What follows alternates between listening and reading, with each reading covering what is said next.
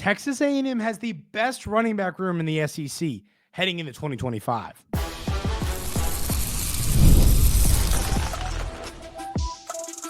You are Locked On Aggies, your daily podcast on the Texas A&M Aggies, part of the Locked On Podcast Network, your team every day. Welcome on into Locked On Aggies. I'm your host, Andrew Stefaniak. Thanks for making Locked On Aggies your first listen every single day. Today's episode is brought to you by our wonderful friends over at FanDuel. Right now, new FanDuel customers can get $150 in bonus bets if your first $5 bet wins.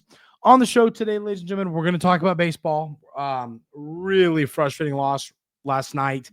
I'm going to tell you why not to panic and why maybe you should panic. We'll get to that at the tail end. Preview the Vandy game. Got a big game coming up later tonight against a Vandy team that is incredibly underrated. They find ways to beat good teams. They're better at home than they are on the road, so not as concerned as I might be if this was in Nashville, but we're still going to break this game down, and assuming it's a tough one. But we're going to start the show talking about how I think, without question, the Aggies have the best running back room in the SEC.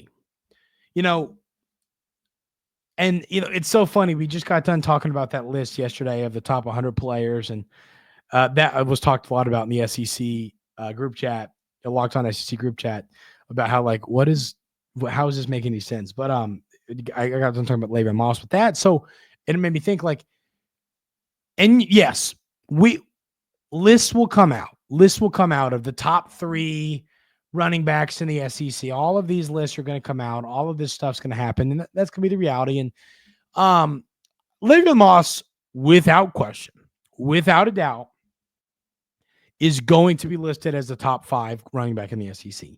I believe there's a pretty darn good chance that he's listed as a top 3 running back in the SEC, and pretty much unanimously. I think that a lot of these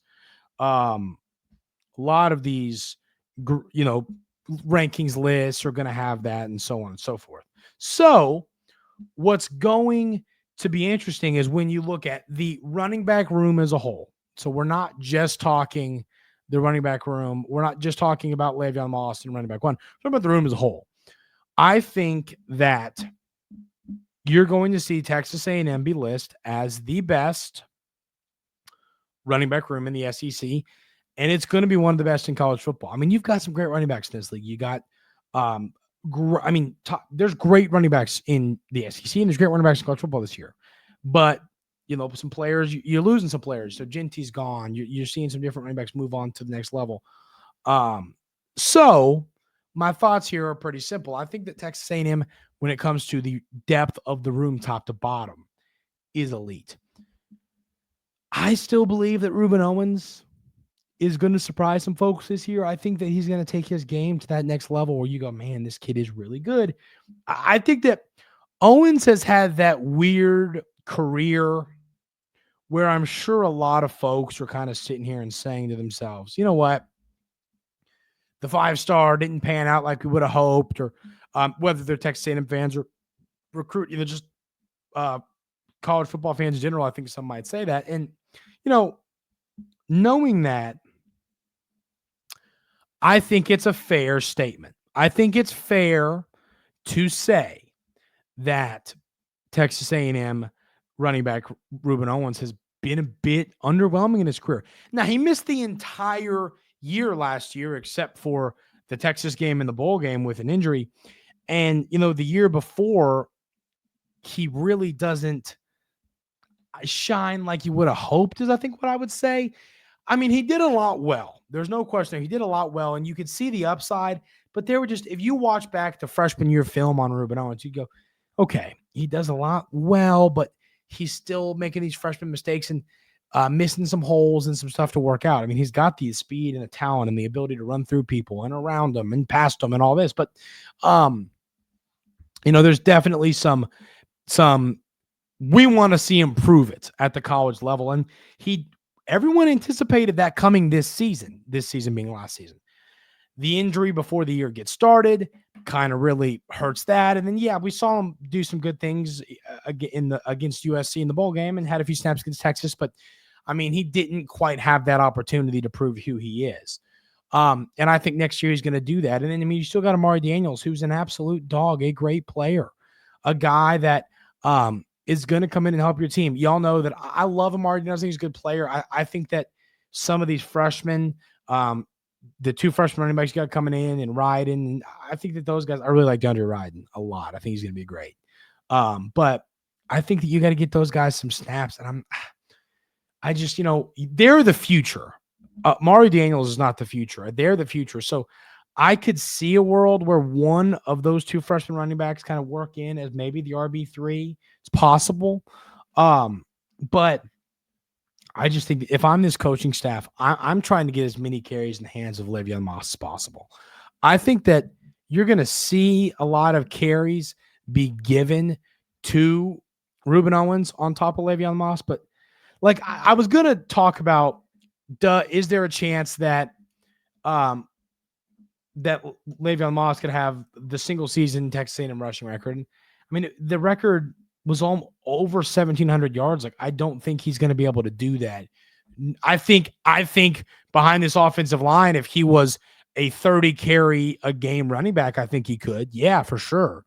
But it's just not going to happen. I mean, he's going to get probably 16 to 20 carries a game. That's just the reality. I think he's going to get that many carries per game. You're going to see Ruben Owens get his fair share of work. But at the end of the day, this room's going to be elite.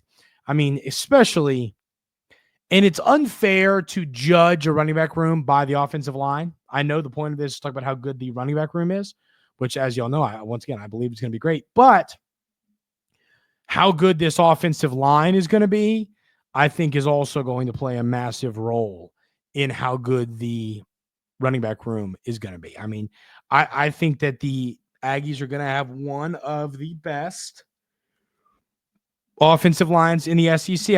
It's not going to be the best, but yeah, I think it's going to be up there. I think it's going to be pretty darn good. So I would like to see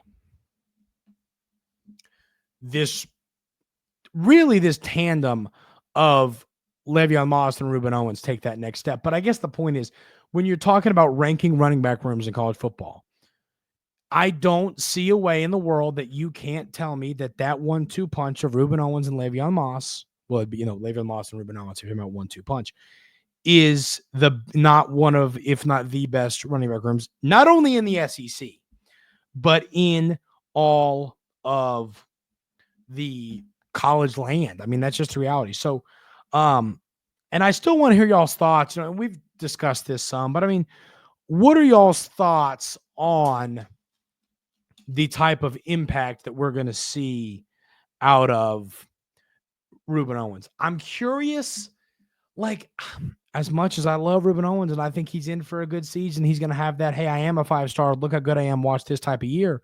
At the same time, I also think that I think that Le'Veon Moss I think that this running back room or this coaching staff is going to realize that Moss needs to have some serious impact. He needs to have 25 carries a game. I think he needs it. And then if he does that, yeah, I think he could get into that 1,500 yards type of year. I mean, I think he's more than capable of doing it. So I am curious to hear y'all's thoughts on where how the split is going to work between Moss and Owens.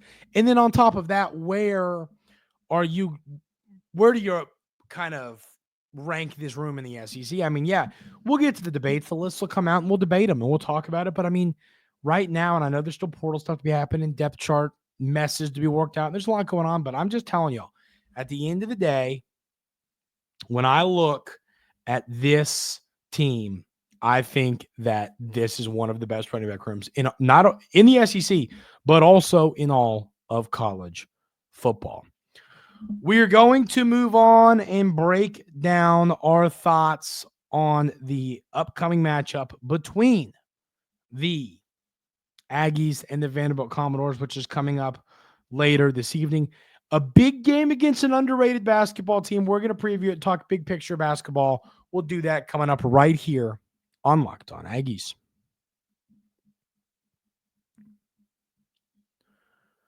But first, I got to tell you about our friends over at FanDuel. When the game tips off, the NBA action is just getting started, and there's no better place to get in on it than FanDuel, America's #1 sportsbook.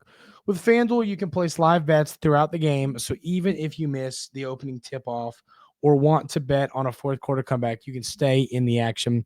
And if you're looking for a bigger payout, you can even combine your live bets into a same game parlay.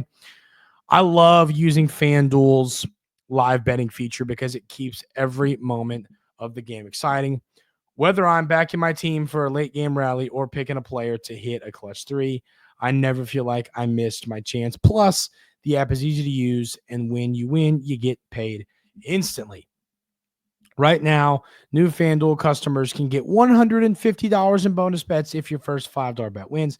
Just visit FanDuel.com to join today. That's FanDuel.com for your shot at $150 in bonus bets. Make every moment more with FanDuel, the official sportsbook partner of the NBA, and, of course, the Locked On Podcast Network.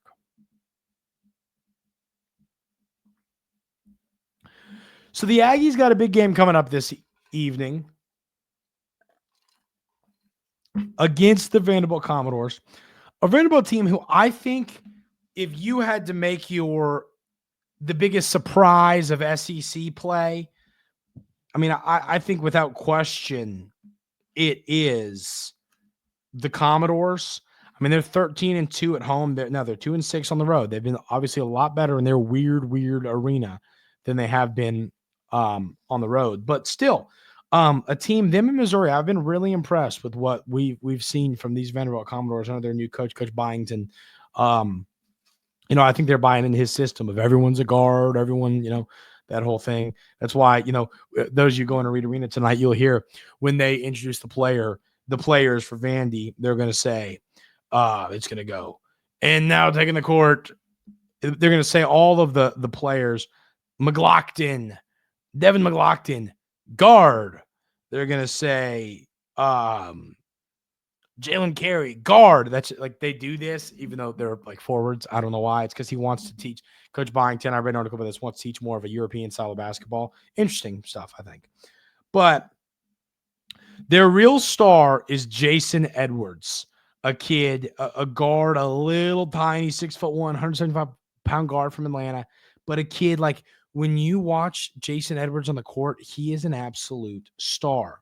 So last year, he played, he was great at North Texas, averaged 19.1 points per game. Really good year. Then this year in his junior year at Vandy, he's averaging 17.3 points per contest. The thing that stands out to me the most about watching Edwards play the game is his shiftiness. I think that he is legitimately the shiftiest player that I've seen. I mean, that Dillingham kid from Kentucky was really shifty last year, but this Jason Edwards kid is just incredible with the basketball in his hands dribbling. He is a good shooter. He's one of those guys where if he could make more shots, he is so good at getting to a shot. He's incredible. He is elite at getting to a shot. Now, if he could start making these shots, it would be, really, really exciting. And I think that he is capable of doing it, but it would be exciting for their team if he could start hitting more shots than he does. And he doesn't shoot a terrible percentage from the field. He's shooting 45%. I would give anything for Wade Taylor to be shooting 45% from the field, and 37% from three. Like seriously, but so he just is so good at getting to a shot. Then they've got McLaughlin, Devin McLaughlin. I forget where he transferred there from, Boston College. Averages 10.9 points per contest. He's their second leading scorer. He's their leading rebounder, about 7.9 rebounds per game, blocks 1.1 shots per game. But he does shoot the ball well. He shoots 36.7% from three, but you can't leave him. He is their center, but he's 6'7", and he can shoot the ball well. Texas A&M, I like to think that our bigs can shoot the ball pretty well. It's kind of he's a Texas A&M style big man. But they have a lot of, AJ Hogard, the guard that came over from Michigan State. Then you got Tyler Nickel, 9.9 points per game. Carey, 8.5 points per game. MJ Collins Jr., 7.6 points per game. They have a lot of guys that they have a lot of players that average, around that 10 points per game mark, which tells me that they have a lot of guys that on any given night, they can beat you. So Edwards is, of course, the player, the top player that I'm sitting here and saying, okay, we cannot let this guy beat you, right? You can't let this guy beat you. And that's kind of the reality. So, I'm looking at this and saying to myself, it is going to be interesting to see how we can stop the entire body of this offensive, Andy, because like I said, they've got lots of guys who can beat you. So that means you need a great defensive effort from 1 through 5. Every player needs to be out there playing some good defense.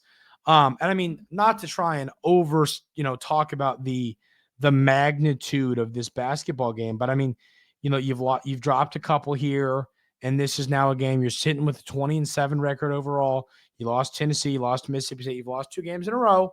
You have got to find a way to knock off this Vandy team.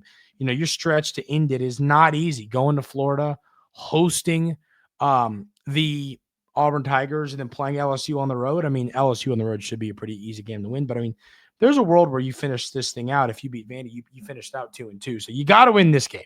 I think, honestly, this game at home is harder than that LSU game on the road. LSU is very bad. So the Aggies got to show up and play some good ball tonight. I mean, if you don't play well, this game can be lost. That's just the reality. So want to see a good game start to finish.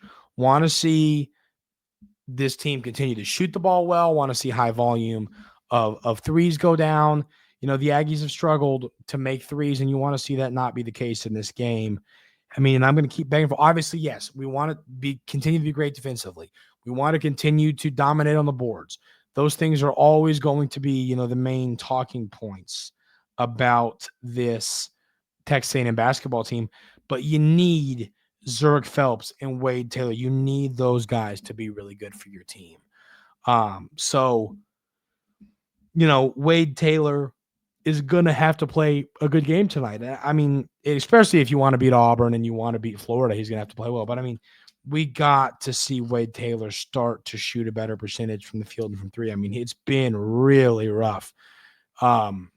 So want to see Wade Taylor be better in this game. It's a must-win game. The Aggies cannot lose this basketball game. I mean, we're talking about dropping a seed line if you lose this game. The Aggies got to show up, and they got to play well. Because let me make sure, I believe this is a quad 2 game. If it was on the road, it would obviously be a quad 1 game. But I believe Vandy in the net rankings, there's no way they're in the top 25, right? Yeah. They're at 43 in the net rankings. So if it was a neutral site or a road game, this would be a quad 1 game. This is a quad 2 game. You cannot lose quad 2 games. It hurts seeding badly. So the Aggies have to find a way to get this win at home against a scrappy Vandy team. I mean, this Vandy team, even on the road, they had Tennessee. They were up on Tennessee by like 16 last Saturday, and lost. And then now Kentucky got them good on the road. And then they're coming off win over Ole Miss here. So, got to see this Texas A&M team find a way to get the big win over an underrated Vandy team. The Aggies lost another baseball game last night. People are concerned. I'm a little concerned, but we're going to try and talk everybody off a bit of a ledge here. So we'll talk about this baseball game coming up right here on Locked On Aggies.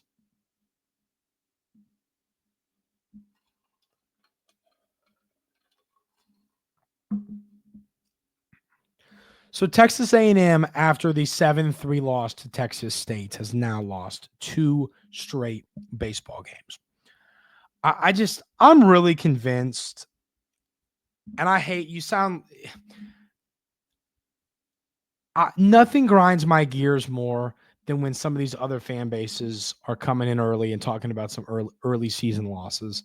And I get, I need to stop being so irked by folks on Twitter, but if you're griping about a couple losses early season in baseball, you don't understand baseball. You don't understand the game. teams lose these type of games. If I don't want us to lose a game like this in 2 months, but I mean, you're still learning your lineup. You're learning. It's just that frustrates me. Don't.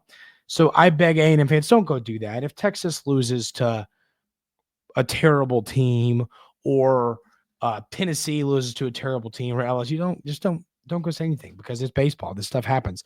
There is the most parity in all of college sports and college baseball by a wide margin. Anybody can go beat Texas State, Cal Poly, any of those teams could go beat any team in college baseball right now. That's just the reality if they play well. So that irks me so much. But, I mean, the issue here, you do get out hit by Texas State, which is not something you ever want to see. You strike out 12 times. You never want to see that. So 7 hits is not ideal. You do hit 2 home runs. You get one from Hensler. That one's a bomb.